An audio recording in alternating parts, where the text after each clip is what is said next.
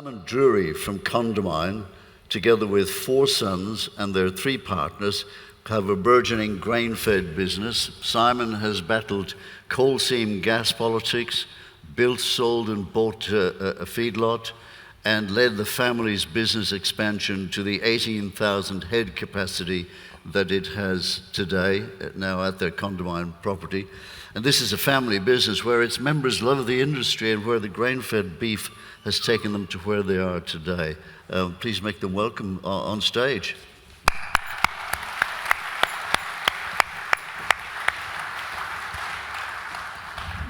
Where's everybody else? You're right.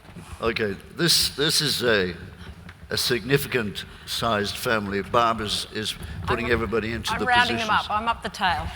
Okay, all right. This is not how we rehearsed it. It was the other way around. Nonetheless, Simon.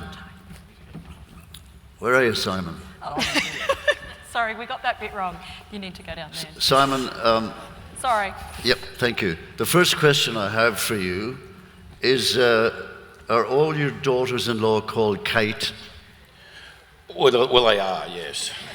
So we're very blessed. So I defy anyone to find a better girl than a Kate. Have you ever met a bad one? I have a daughter called Kate, and she's a vet, so no, she can't be a bad one either. So Kate is a good name.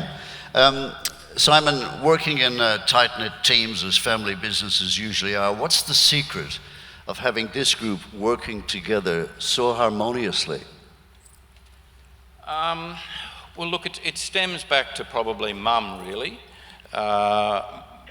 Mum, all the boys wanted to marry girls like Mum. They all individually at time, over the period of their time, came to me and said, gee, we'd love to marry a girl like Mum.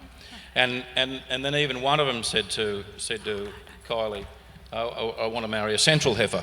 So that for Queensland people means central Queensland, but for everyone else it doesn't mean much. But well, I wanted to marry a central heifer, one of them said. But keeping all the boys and their girls together is very simple, and grandchildren. Very, very, very simple, really. We all have individual facets of the business. There's backgrounding properties, and so we're not all on top of each other all the time. But the key thing is, for a start, the boys are all best mates. Everywhere we go, they're all socialise together, we work together, and we even holiday together at times. And the girls individually are the most special girls, and they're very, very talented and fully integrated into our business as well. Good answer. Now, usually in families of this size, the least 1 or 2 will go off and do something else for work. How come you've managed to keep the entire squad together doing the same thing? Well, it's only just now, and Tommy here will perhaps go off and do some extra stuff. But, you know, we have a fitter, we have a pilot, we have a mechanic, we have an electrician, we have graduates from ag colleges and stuff like that. So they haven't all just been in the business all the time. I'm not that mean, or we're not that mean. Kylie and I were firm enough to make sure that the kids went away and got further education, and then came back to the farm. All right, let's meet a couple of the Kates. This is Kate Peeney. How did you come into this mob? Well, I'm marrying in, but I met Tim, and lo and behold, I'm a Central Queensland heifer, so... yeah. And did you have any connection with the industry before you met him? Yeah, so my family's like up in Central Queensland with beef cattle, so that was my introduction, yeah. Terrific. Okay, Will, you're all right, you're good? Good, yeah. We're running out of time here. I'm getting the nod to wind up. All these girls that you've recruited, they're all gorgeous. I've got to fit the criteria. Yeah, and who's this fella? This is Walter. He's 1 this month. Next month? This month, yeah. This month. And he's walking already, isn't he? He is. Yeah. He's very, very active. Yeah. Terrific. All right, well, and who's this one? This is Olivia. Hey, Olivia. Hello. Okay, all right. Congratulations, Kylie. You've done a wonderful job rearing this family and keeping it all together. So congratulations to you. You reckon, Barb? It's amazing. Yeah. Family in business is a beautiful family, and if you can make it all work, it's even better. And that's Well what's done. happening. Okay, please thank them, ladies and gentlemen. It's not all about being big in terms of the size of feedlots. Here's an entry into lot feeding story via a young couple with 1,000-head feedlot and an entirely professional and profitable outlook on life. And it's all because of grain-fed beef. And we are going to celebrate this new entrant. And as we welcome to the stage Jeremy and Angela Cummins from Angora Feedlot in Somerton in New South Wales. Please make them welcome. So let me ask you, Jeremy, what was your motivation for getting into the feedlot caper? Well, I started as a cattle buyer for Tees as a trainee. I worked for them for the best part of 10 years, so I learnt about buying feeder cattle for a large organisation. So I guess Jeff Tees, Grant Gary and the feed teams, they taught me a lot about buying cattle. And then when we bought a little block, we obviously didn't have much size, so we thought we could feed some cattle to get a bit of cash flow, and that sort of one thing led to the other, yeah. And Angela, you also work in the business? Yes, yeah, I run the office and also do the weekend trough cleaning and pen checks. Yeah, and it's great. We have 3 little kids and they get involved, and it's good being a small family business, trying to grow. Now, you're professional, you're profitable as a business. Where are you headed? Oh, well, I guess we've got plans to grow the feedlot, but before we grow any further, we want to make sure that we're ticking off all the boxes of our current size. So we're really concerned about our social licence, being a new feedlot in an area as a family. So we're going to make sure that we've got the local, people and the local town on board with what we're doing, so that we don't have a bad stigma for feedlotting. So we'd like to grow, but we want to make sure that we're one of the best small feedlots before we get any bigger. How do you achieve that, Angela? What are the things that you need to do to look out for? Well, I think just in terms of our processes and things, we always need to be aware of doing continual improvement and things like that, and especially because we are small and we are trying to get bigger, we just need to be always learning, and there's great resources and there's always lots of people, even within our area, that have helped us grow, some other lot feeders that are really close to us. So it's been good being collaborative with other local people doing the same thing as us, and that helps us improve all the time. Can I just say, Jerry, I think that is one of the absolute assets of our industry, is that we are quite happy to share the knowledge, share the technology, so that everybody, maintains that operational excellence. So. Terrific. Well done to you both, and congratulations and continued success. Thank you. Thank you, guys. And all the time that we have done a BeefEx, the one thing that we've never done is to talk to the people who transport the cattle to and from feed yards, and where would we be without them? Do you think we should fix that up? I think we should, and it's not only the cattle, it's our commodities. It's the absolute lifeblood of what we do every single day. Indeed. Well, as it happens, I have had a chat with the organisers, and I wondered what would happen if I just said, start her up and bring it on.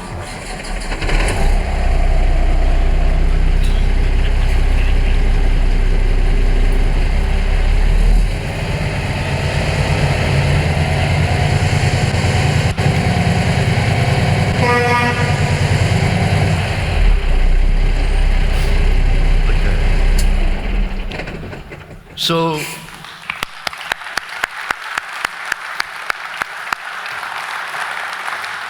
now that's what you call an entrance, and I think it was a damn good one. Give him a big round of applause as we welcome him to the stage.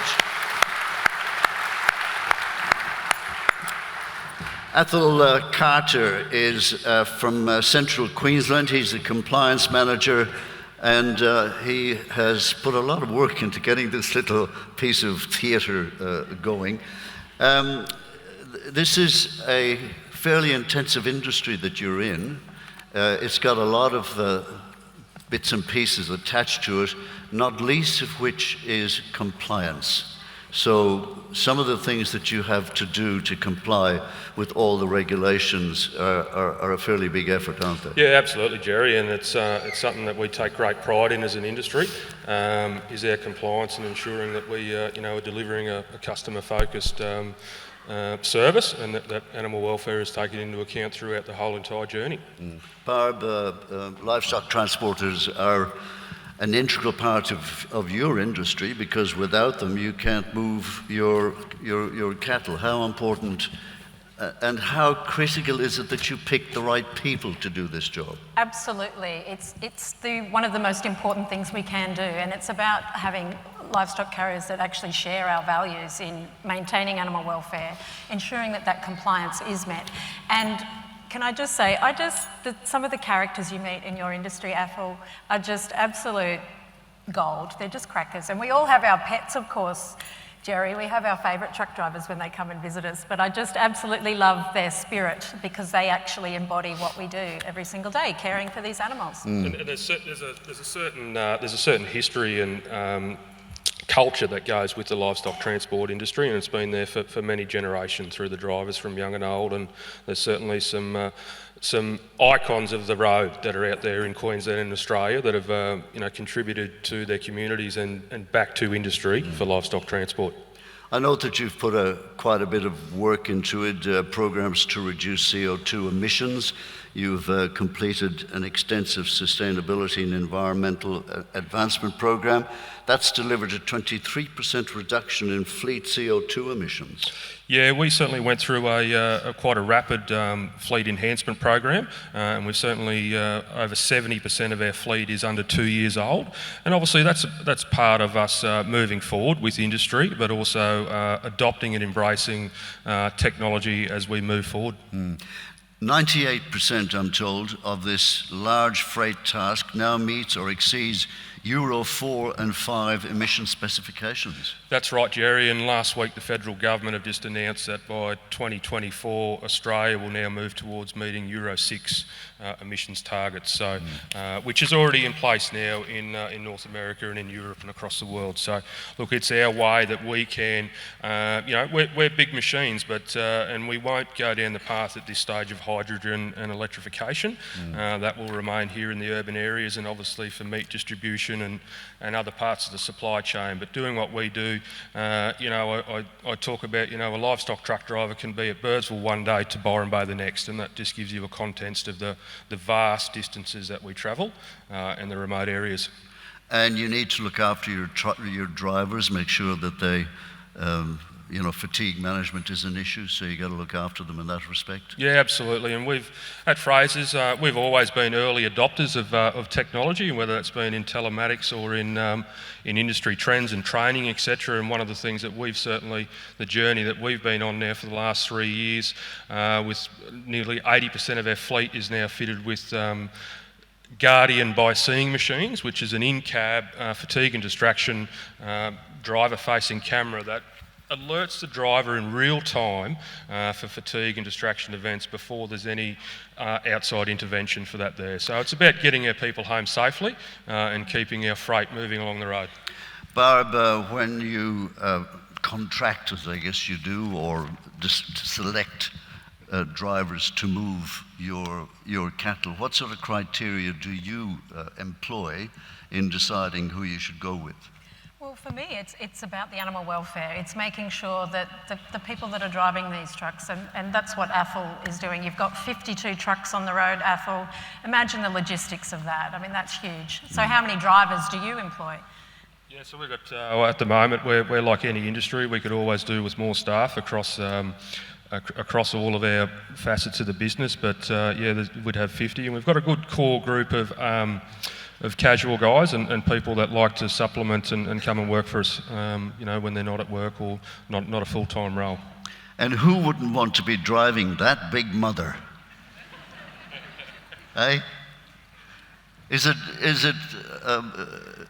it a big job, responsible job driving that thing? Oh, absolutely. And it's there's a lifestyle that's attached with that, and there's a certain, like I said before, a certain culture that goes with it. And we're quite often, our drivers are the face of our business and the face of Frasers. They don't get to see me, they don't get to see Warwick, Ross, Les, but they do get to see our drivers, and that's a direct reflection on our business. So, they have huge responsibility, and they need to be independent and resilient. They go away from their families sometimes with some pretty tough conditions and very limited facilities, so to live on their own to do the job.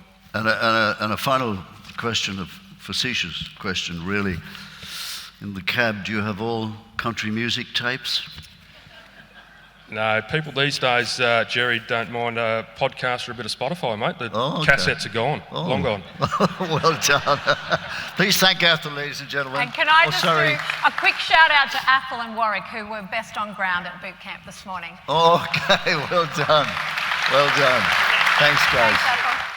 Now, Barb, you'll have noticed a hunk of beef on the stage, so let's go over there and see what this is about. There's probably someone out the back that knows more about this than I do. And here he is. Professor Graham Gardner from Curtin University. Murdoch, I beg your pardon. I should know that because all my kids went to Murdoch, so yeah. What's happening here?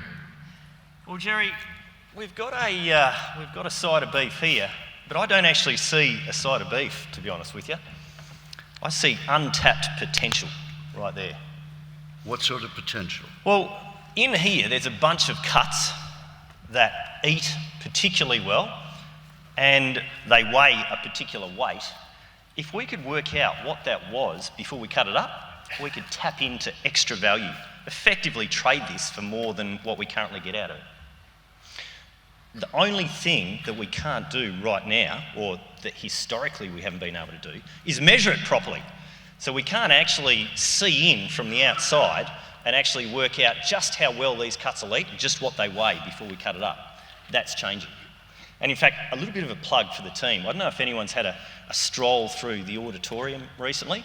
Up the back, you'll find this big purple shipping container, and there's glass panels on it. This is going straight back into that shipping container after this to keep it cold. There's another 2 in there. And we've been working with a heap of companies to actually develop technologies that can measure what's in this carcass and do it better than it's previously been measured. I actually reckon this is going to be a real phase shift for industry. I reckon we're going to be able to see value that we couldn't before. And I think we'll see a real change across the next 10 years as all these technologies come online. Actually, if you want to give it a crack, get out there during the meal breaks. There's a team of heavy-hitting Armtech scientists. They're just waiting for you. They've got these devices, these technologies in their hands. They're going to put them in your hands so that you can walk into that chiller and have a go at actually trying them out, seeing what sort of numbers you get for these carcasses.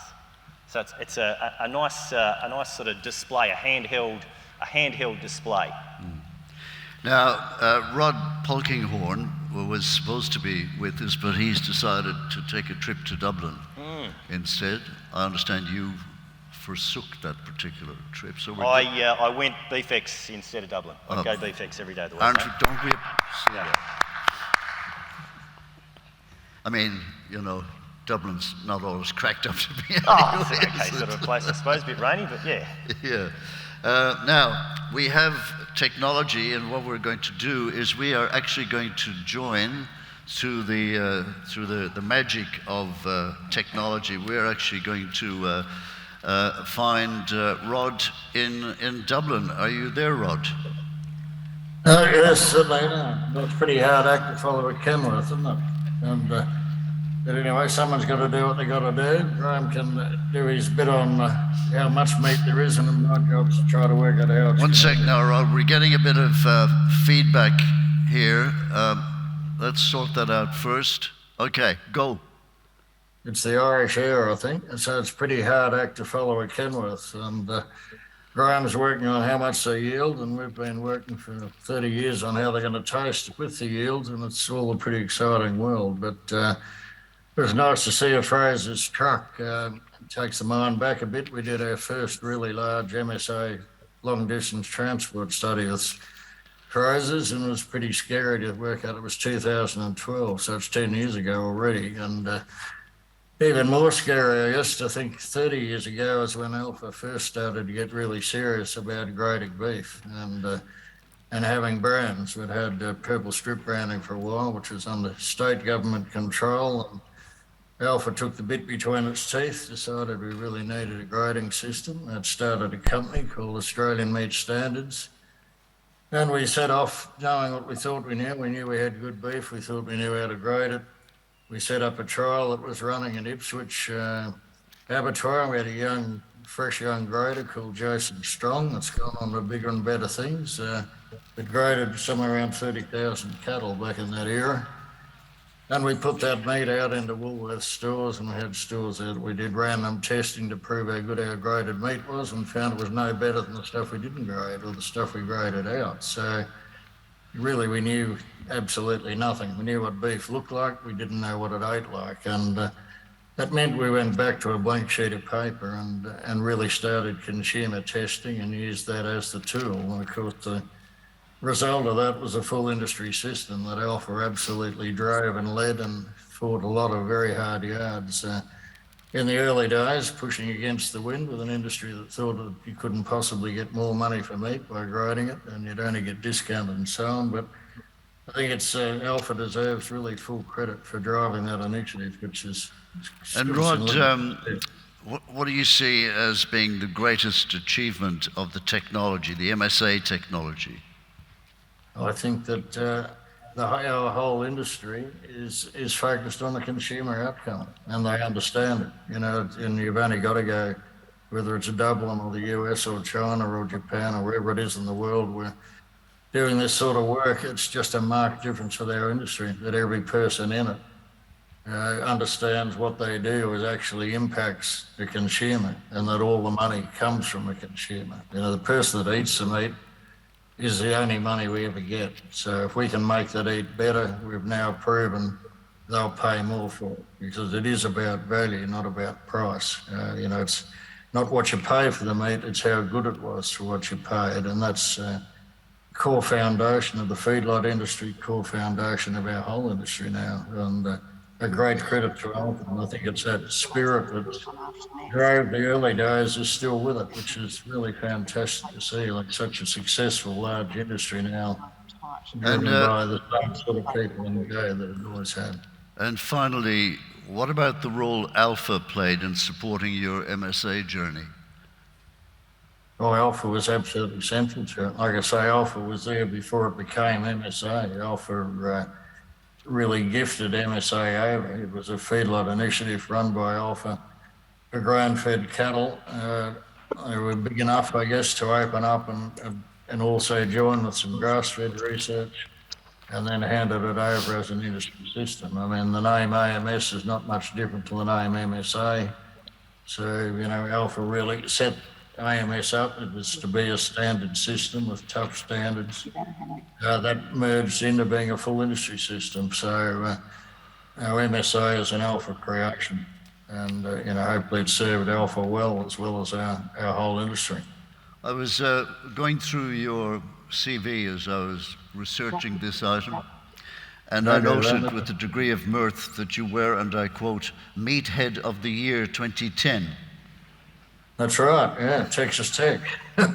That's a distinct honour. Well, listen, thank you for joining us all the way from Dublin. Please thank him.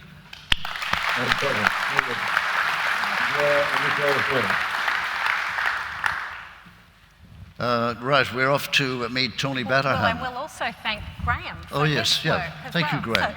Please thank Graham. Now, vets do technology too, don't they? Time to time. Time to time, yeah. And I'm very fond of vets because, as I mentioned, my youngest daughter is a pig vet. So. All right, well, there's a better industry she should be involved in, but that's okay. She's doing good things. Now, you have a piece of technology that you use in your work. Tell us about that. These are assisted reality headsets, Jerry. They're, so if you didn't have enough of me in the real world, I can be there in the virtual world as well. Fair enough. I'm really here right now, Yeah. just in case you're wondering. He's here. Yeah. So these headsets allow the wearers to be able to access a remote expert.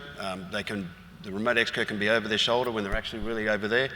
And they can actually utilise all the resources in this head-up display that we've given them before. Manuals, guidelines, demonstration videos, all hands-free and all voice-activated. And how accurate is it? Well, this is basically, it's like imagine you have a Teams call or a Zoom call, whatever, you can do that through this, all through that little head-up display there. Or alternatively, you could just call your remote expert and live stream what you're doing, and they can be there with you as if they were there, right there with you, helping you out. This is the kind of technology that's also used in medicine. Yep, absolutely. Surgeons there's been examples of surgeons in one country wearing this and being directed by a team of surgeons in another country across the world. Yeah. Where is this technology going? What sort of developments are coming down the track? Well, like most technology, it's getting smaller, it's getting more functional, it's can handle more data, and I think what will ultimately happen is that the wearable tech on the people will connect to the wearable tech on the cattle, and we'll have a much better understanding, and also be able to identify them easier and be able to actually use all the technology between the two devices to refine our surveillance and our other sort of disease management. Well, thank you for joining us, Tony, and continued success to you. Will do. Thanks, Jerry. Have a great day. Please thank Tony. Who have we got next, Jerry? Well, we have got an MLA chef by the name of Sam Burke. Maybe we need to come and sit down at the table. Well, I think that's a good idea. Hot tea, guys. Yeah. All right, Sam, there you go. Oh, he's actually brought tucker for us. Sam, you're amazing. This looks wonderful. Look, we can't have a bit of a talk without food. An Australian beef, grain-fed at its best. So tell me about the origin of this beef.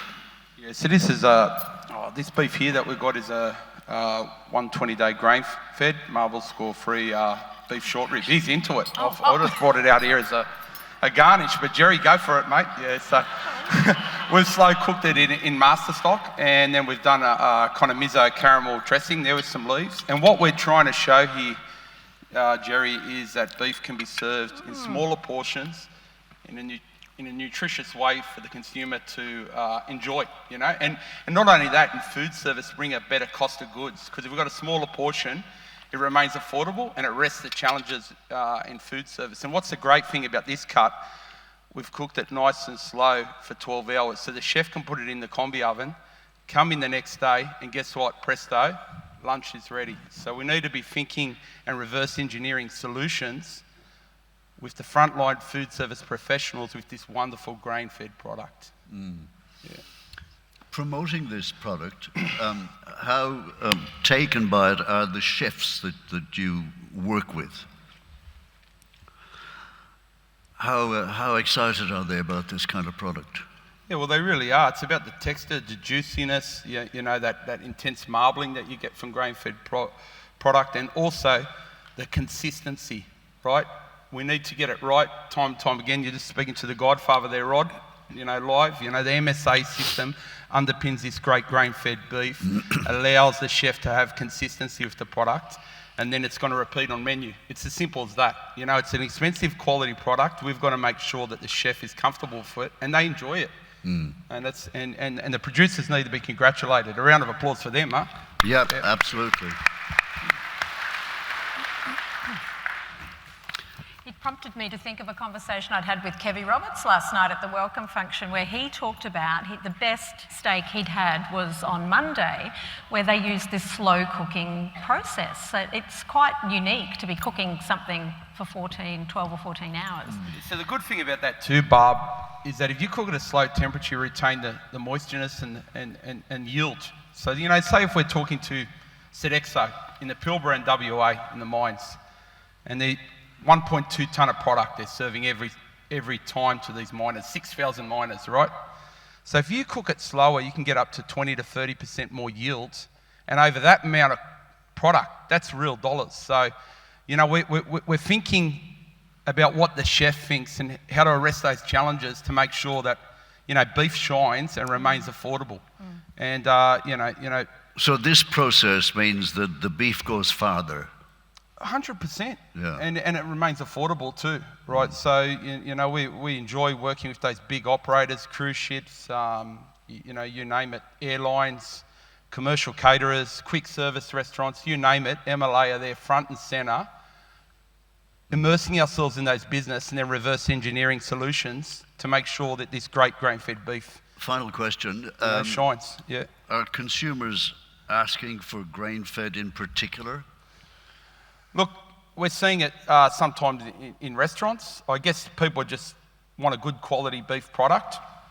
And grain-fed's got its place, just like grass-fed. There's positive attributes to both. I'm saying that very diplomatically as we represent all producers. But look, what I'm saying is, I said it before, that consistency, that marbling, that wonderful product, what you guys do in the feedlots, needs to be respected. I think we've got the best product in the world. I've been fortunate that you producers have let me represent your product across the world. And I'll take on any Brazilian or US product, because I can stand behind our product and know it works. And I've got a true passion for it. On the 15th every month, I get my wage. About 30% goes back into buying the product and cooking it on the weekend for the family. So I've got skin in the game. That's real passion. All right, Sam, thank you so much, and thank you for bringing lunch. No, we're happy to be here, Barb, Jerry. Yep. To you. I think it's a bit early to have a bit of red, but why not? Back the Aussie producer. We'll be doing this dish today at 12 with Dr. Louise Capling, our MLA nutritionist. There's a shameless plug. Take care, guys. You're an absolute icon, Sam. Well done. Thank you. Cheers, Sam. Now we're going to take it up a notch or two, Barb. We talked to a food scientist, and she's also a great people watcher. Dr. Annaline Padayachee is, here she is. Hi. Come to the table. Do you want to sit here with us, or do you want to? I know that you've got a major presentation tomorrow afternoon. Barb and I don't want to steal your thunder, but when I go shopping, why should I ask the butcher particularly for grain-fed? Well, having spent some time out at a feedlot, I was quite impressed. The thing that struck out to me the most is that the feedlot is a kind of like animal nutritionist. They're like athlete nutritionists. So they get the animal when it's hit its peak skeletal size, kind of like Usain Bolt when he was a teenager. And then they give them this amazing nutritional, personalized feed that helps them to reach their complete muscle potential, like Usain Bolt after he's, become the amazing athlete that he is. So it's just incredible that you can get so much nutrition into the animal when you personalize it to its genetics and its need. What's the message to the supermarket customer about beef? What should they be looking for?